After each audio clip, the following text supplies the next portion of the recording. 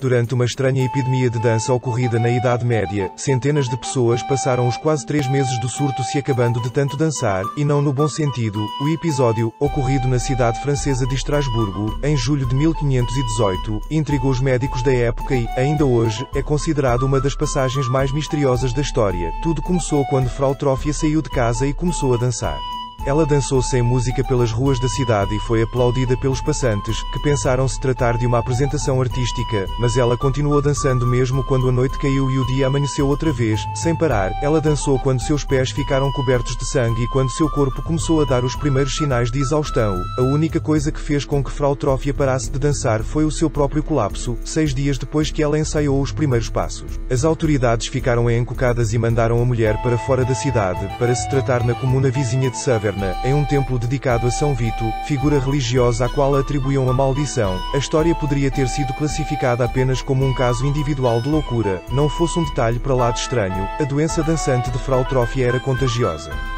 Enquanto ela dançava até desmaiar nas ruas de Estrasburgo, mais e mais pessoas se juntaram a ela. Em uma semana, a coreografia interminável já contava com 34 pessoas. No final de um mês, 400 pessoas dançavam sem parar na cidade francesa. A maior parte delas eram mulheres. Uma crónica escrita no século XVII descreve o episódio da epidemia de dança. Muitas centenas em Estrasburgo começaram a dançar e pular, mulheres e homens, no mercado público, em becos e ruas, dia e noite, e muitos deles não comeram nada até que finalmente a doença os deixou. Essa aflição foi chamada de dança de São Vito.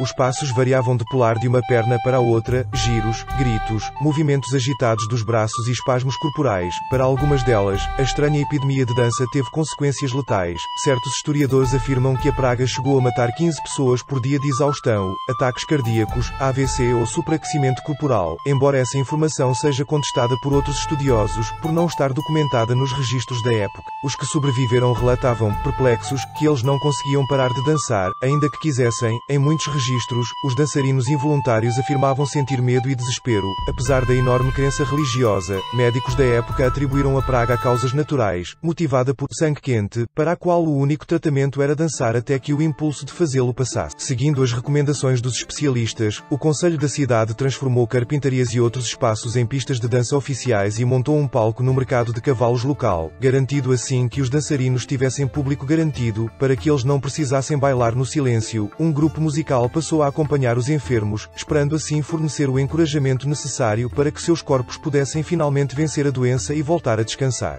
A estratégia não funcionou como eles esperavam e cada vez mais pessoas se juntavam ao bloco de carnaval involuntário. Eles então tentaram o inverso, proibiram, até setembro daquele ano, a dança em locais públicos e instrumentos de percussão, uma vez que acreditavam que os de corda eram menos propensos a fazer as pessoas dançarem sem parar. Aqueles que apresentavam casos mais persistentes da doença eram enviados para a mesma igreja na qual Trófia foi curada.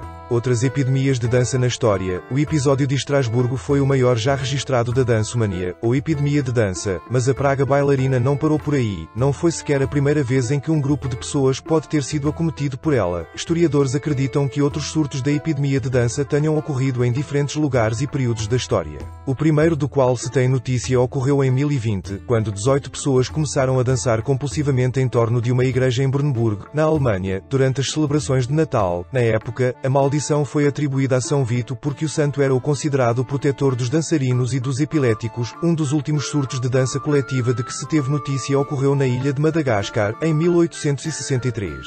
Gostou da curiosidade? Deixa o seu like e se inscreve no canal. Até a próxima.